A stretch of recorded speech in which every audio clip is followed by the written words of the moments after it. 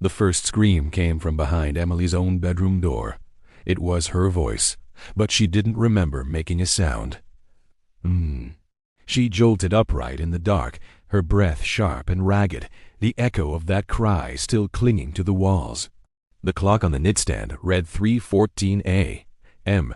Outside, the autumn wind rattled the windows as if trying to get in. Emily felt an old, childlike fear slide up her spine, the same fear that used to freeze her as a girl whenever the house creaked. She was 26 now, a social worker who had seen too many broken homes. She thought she knew the difference between real danger and the shadows in her head. But tonight the shadows felt heavier. She wrapped her cardigan tighter around herself and whispered into the dark. It was just a dream. She wanted to believe that. Then came the knock, soft, deliberate, and slow, from the hallway outside her room. The sound didn't belong to her dream. It was real. Emily's throat went dry. Her small apartment was supposed to be secure. She'd locked the door before bed. She was sure of it. She tiptoed to the door and pressed her ear against it. Silence. A memory pushed into her thoughts. The last child she had visited through work, a boy named Ryan, barely 11. But his drawings were full of locked doors, and he never slept without the light on.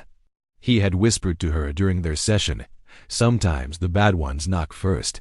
Emily shook her head as if to throw the thought away. "I'm not 11, she muttered. Still, her fingers trembled as she reached for the knob. The hallway light was off. Only the moonlight from the street filtered in through the blinds. Nobody stood outside her door. She checked the deadbolt, still locked. But on the floor lay something that hadn't been there before, a folded slip of paper. She hesitated, then picked it up. The note was written in shaky, jagged letters. "You can't save them all." Her stomach clenched. The words blurred for a moment as her heart thudded in her ears. Emily worked with children rescued from abusive homes. The note could have been a cruel prank, but the timing, after the nightmare, in the middle of the night, felt more like a threat. She shut the door, double-locked it, and slid down to the floor. She told herself not to overreact, but the more she replayed the dream, the more she remembered. In the nightmare, someone had been standing in the corner of her room, face hidden in the dark, whispering the same words. "You can't save them all." By sunrise, her nerves were stretched thin. At work, she tried to focus on paperwork, but her mind kept replaying the knock. When her phone buzzed with a text from her best friend, "Lila, lunch?" "You look like you haven't slept." Emily almost cried with relief at the thought of a normal conversation. In the cafe, she told Lila everything. The dream, the knock, the note. Lila frowned. You've been carrying the weight of all these cases for too long. Maybe your mind's playing tricks." Emily wanted to believe that. But when she returned to her office later that afternoon, another slip of paper waited on her desk, tucked beneath a case file. This one read, "The next one won't be a dream." The handwriting was the same. That night, Emily didn't go straight home. She drove aimlessly for an hour, circling the quiet streets, windows down, as if the rush of air could keep the dread from settling. She finally parked in a gas station lot and sat in the car, staring at her own reflection in the dark window. She wasn't sure when the tears started, but once they did, they wouldn't stop. She hated how fragile she felt. She was supposed to be the strong one, the voice of reason for frightened children. But now she was the one sitting in the car, afraid to go home. When she finally forced herself to return to her apartment, she paused outside her door. The lock was still intact. The hallway was empty. Still, she hesitated before stepping in. Her phone buzzed in her pocket, an unknown number. The message was short. "Open the closet." Emily's pulse hammered in her throat. She stood frozen, phone still glowing in her shaking hand, staring toward the closet door at the far end of her bedroom. The same door that had always creaked at night, the one she used to imagine as a child could hide monsters. The darkness inside that room suddenly felt like it was breathing. She knew she should call the police. She knew she should run. Instead, she found herself taking a slow, cautious step forward. as if drawn by some invisible pull, toward the closet, toward the unknown. The second knock came then, but this time it came from inside the closet.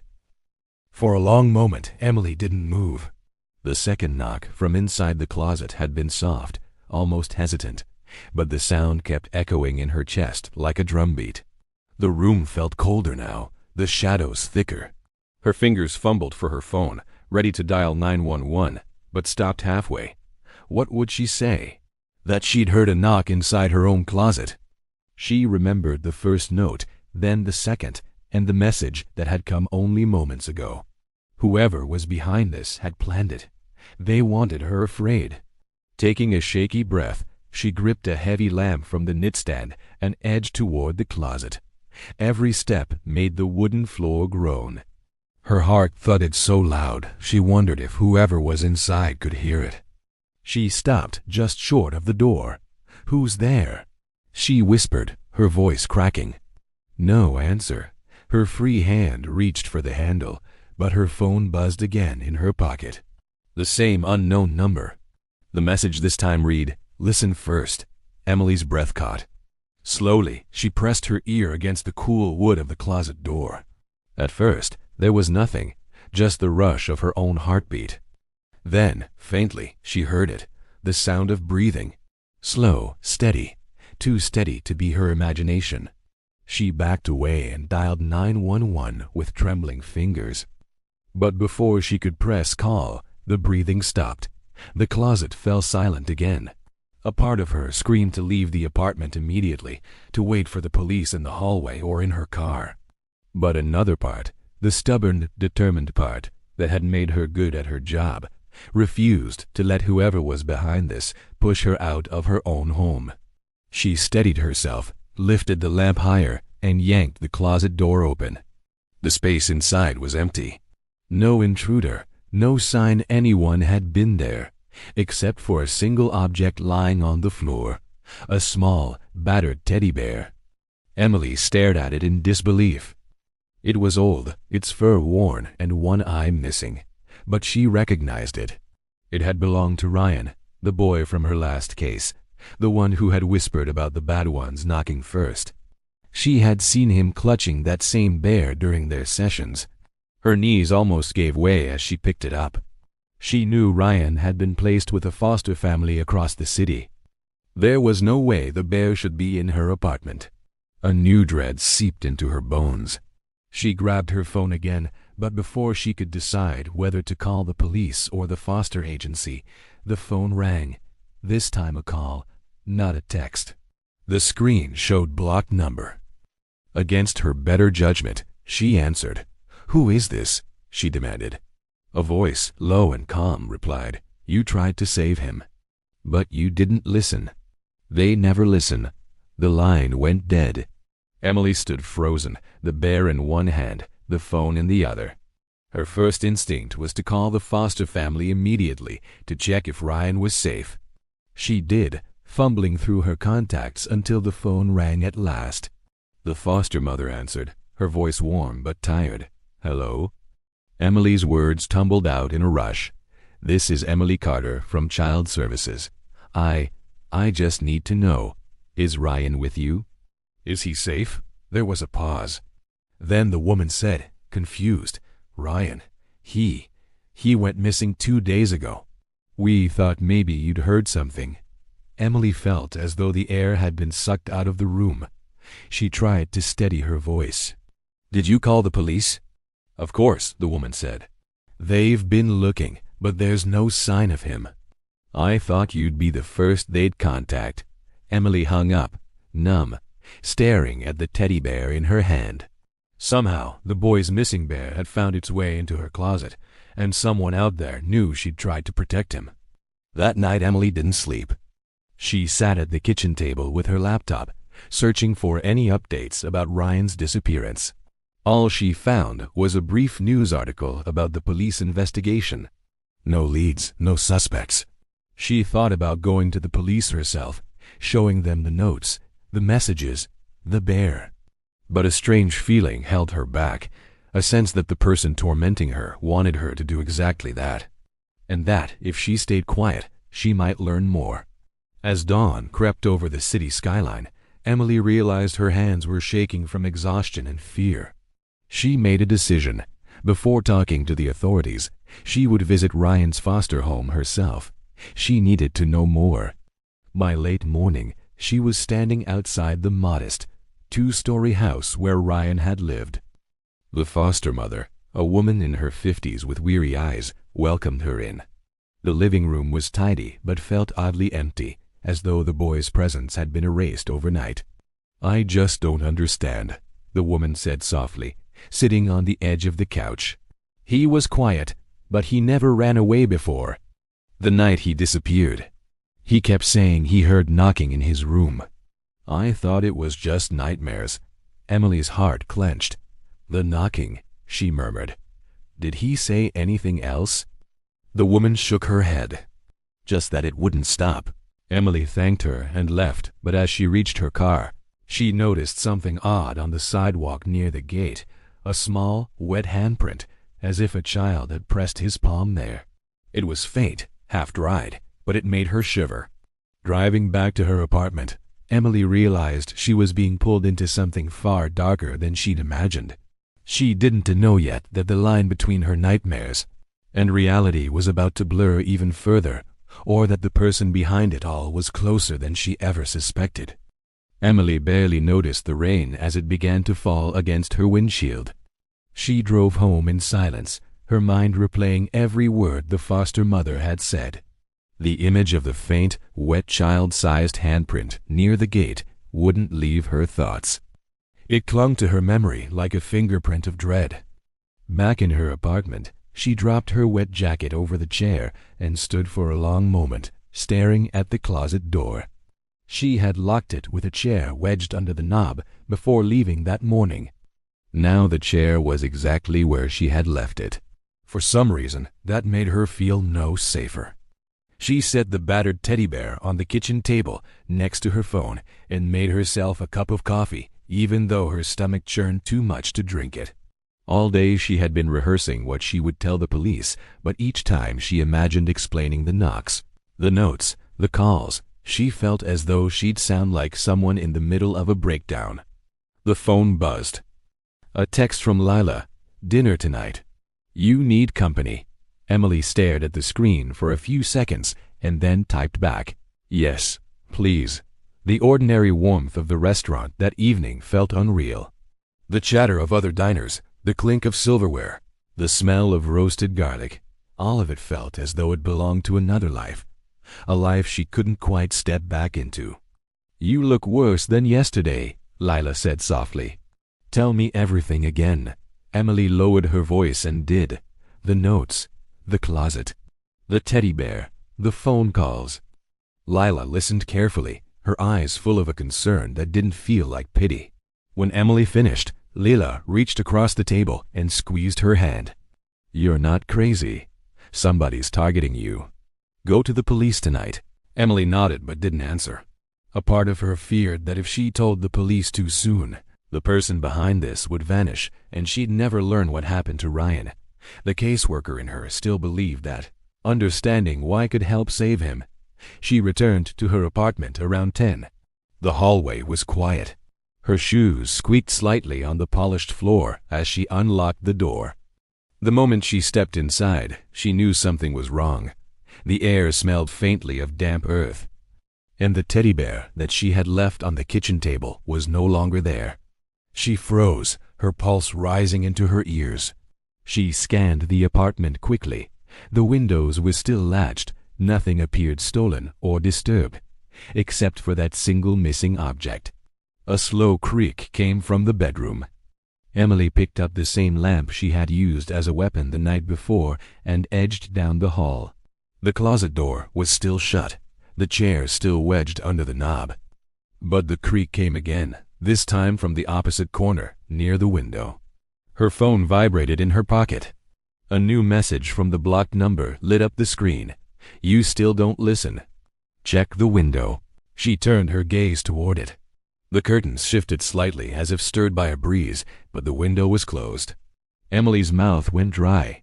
She approached slowly and drew the curtains aside.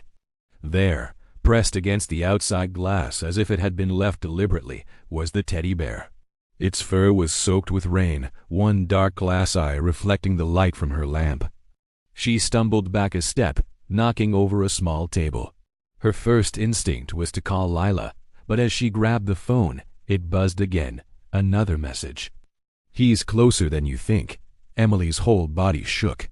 She locked the window, dragged a dresser against it, and then finally called the police. This time she couldn't wait any longer. 2 officers arrived within 20 minutes.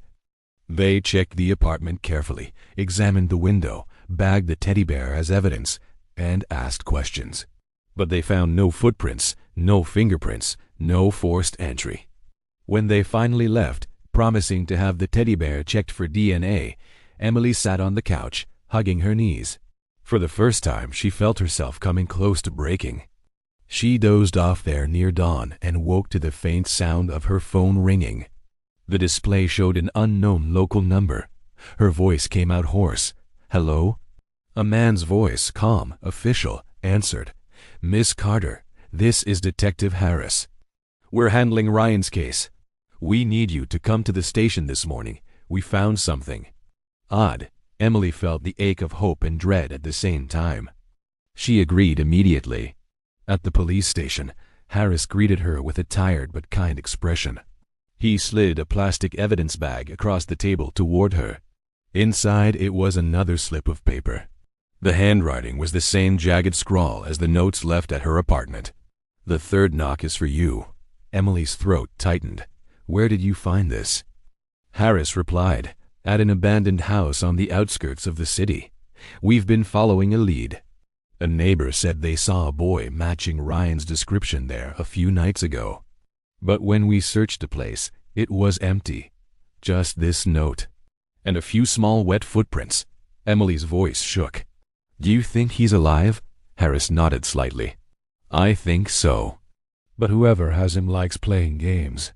And now they've decided to make you part of it." Emily drove home from the station, feeling both heavier and more determined. For the first time, the situation felt less like a nightmare and more like a hunt, one in which she had become both the hunter and the prey. She didn't notice the unmarked car that had been parked across the street from her apartment since dawn. Nor did she see the faint movement of the curtain in the window across the alley where someone unseen was, quietly watching her return.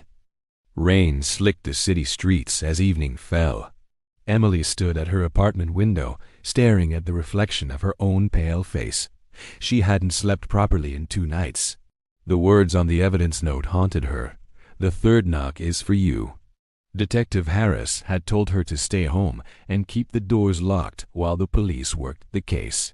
But the thought of Ryan, alone, afraid, maybe somewhere nearby, gnawed at her more fiercely than fear for herself. Just after 9, her phone vibrated with a new message from the blocked number. "If you really want to save him, come alone." An address followed, a street she recognized on the far edge of the city. It was the neighborhood where the abandoned house had been found. Emily's pulse hammered. She hesitated only a moment before grabbing her jacket and car keys. She didn't call the police. Some part of her believed that whoever had Ryan would disappear if the police showed up. The rain came harder as she drove. The wipers thudded back and forth. The streets grew emptier the farther she went, until the houses gave way to shuttered warehouses and overgrown lots. At last, she turned down a narrow, broken paved lane. Her headlights swept across a sagging 2-story house with boards nailed across the front windows. The sight of it made her skin crawl, not because it was decrepit, but because it felt expectant, as if the house itself were waiting for her. She parked across the street, killed the engine, and sat gripping the wheel until her breathing slowed. Her mind kept repeating Lila's words, "You're not crazy. Somebody's targeting you." If that was true, she was driving straight into their hands. She opened the door and stepped out into the drizzle. The sound of her own footsteps on the wet ground seemed too loud. The front door of the house was ajar. She hesitated, then pushed it open. The hinges groaned. The smell that drifted out Damp wood, mildew, something faintly metallic made her gag. Inside, the hallway stretched ahead, the floor warped and creaking. Her phone's flashlight cut a narrow beam through the dark.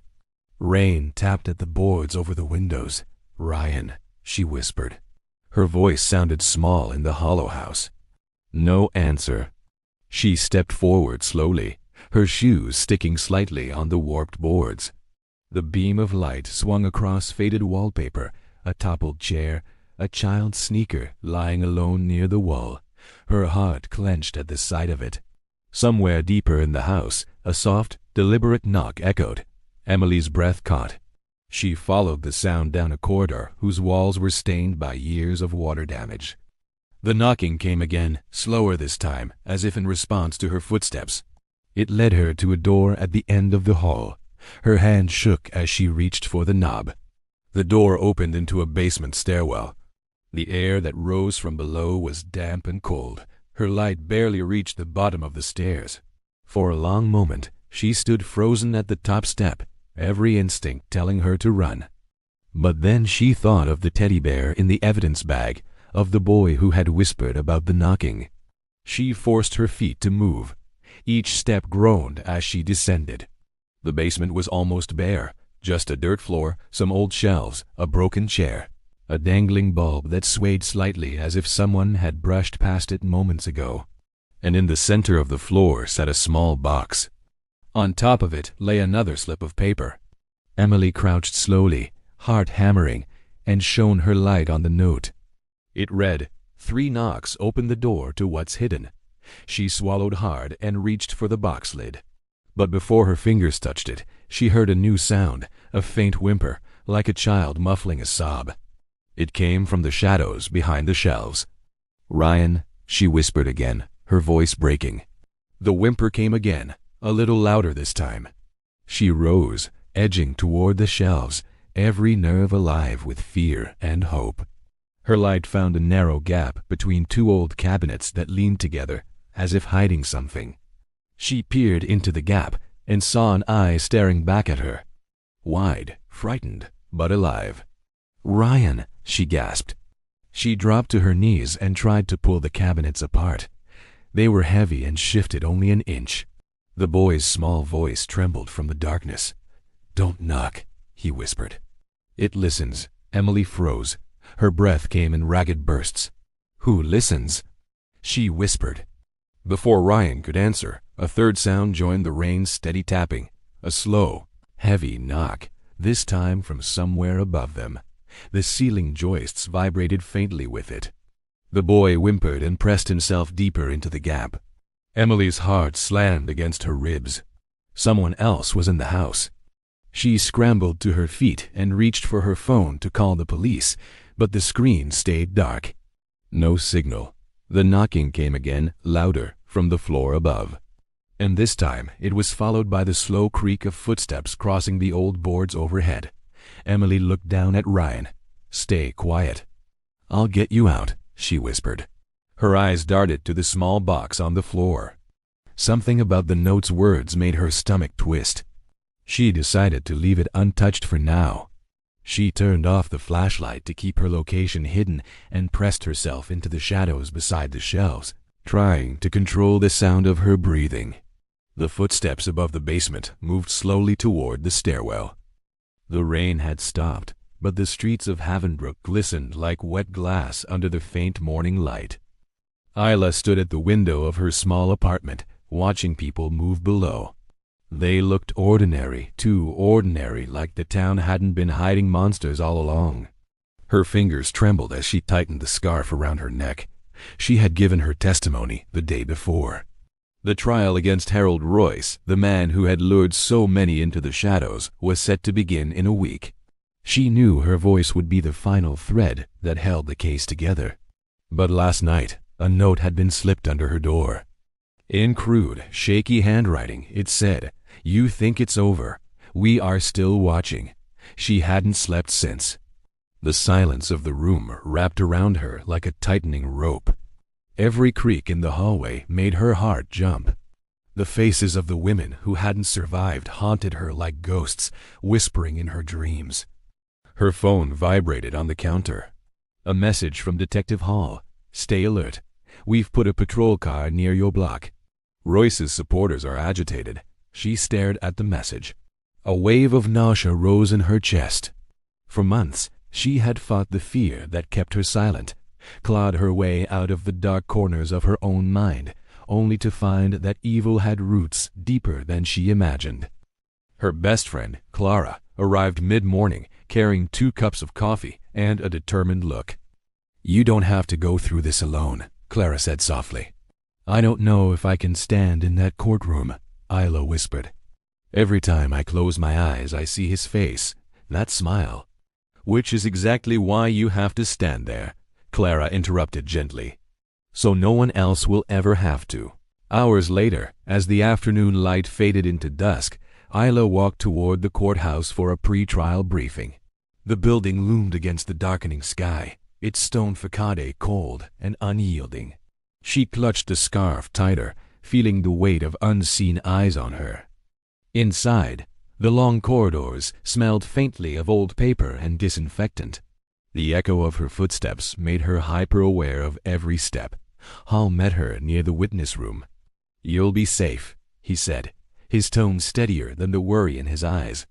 "Remember, Royce thrived in silence." "Your voice breaks that." Isla nodded, but as she sat down, memories flooded back of the basement she had escaped. The cries she couldn't unhear, the girl named Ellie who hadn't made it out. Her chest tightened, but she forced herself to breathe. She spoke for 2 hours, recounting details that turned the courtroom into a frozen, listening world. Journalists scribbled furiously. The jury looked pale. Royce sat at the defense table, expressionless, as if her words couldn't reach him. But Isla didn't falter. For every moment of darkness he had caused, she brought a shard of truth into the light. When it was over, she left the courthouse trembling but standing. Outside, the sky had cleared, and the evening air smelled like rain-washed earth. Clara hugged her tightly. "You did it," she said. "No," Isla whispered, staring at the glowing courthouse windows. "We did." In the following days, the town of Havenbrook changed. People who had once turned away now spoke out. Survivors came forward. Royce's empire of silence began to crumble. But Isla knew that healing wasn't a headline. Healing was the quiet decision to keep living, to walk down the street without flinching, to close her eyes at night and know that the world hadn't stolen her voice. She recorded a message later that week, her face half in shadow against a plain background. "I'm telling my story not because I want to remember, but because I don't want anyone else to live in fear. Evil hides in silence. Don't let it." The video went viral. Strangers sent her messages of support. Some shared their own stories, drawn out by her courage. On the morning of the verdict, Isla stood at the courthouse steps, surrounded by reporters and other survivors. As the guilty verdict was read, a collective breath seemed to lift the weight from the town. Royce was sentenced to life without parole. When Isla stepped outside into the sunlight, Clara squeezed her hand. "You faced the darkness," Clara said. "Now you can start living again." Isla glanced at the cameras and microphones pointed her way. For the first time, she didn't look away. "This isn't just my story," she said clearly. "It's a warning. Evil doesn't always wear a mask. Sometimes it smiles at you. We have to listen to the silences because that's where the truth hides." That night, she uploaded another message, this time directly to those who had followed her journey. "If this story stayed with you, don't let it stop here. Share it. Talk about it. Keep your eyes open. We can't fight what we don't see." Her words lingered in the dimly lit apartment. For the first time in years, Isla felt the darkness shrink back, not gone, but smaller, weaker. If Isla's journey moved you, help her voice reach more hearts. Subscribe for more powerful dark psychology stories. Share this video to raise awareness and comment below with your thoughts. Together, we can shine light on the places where evil hides.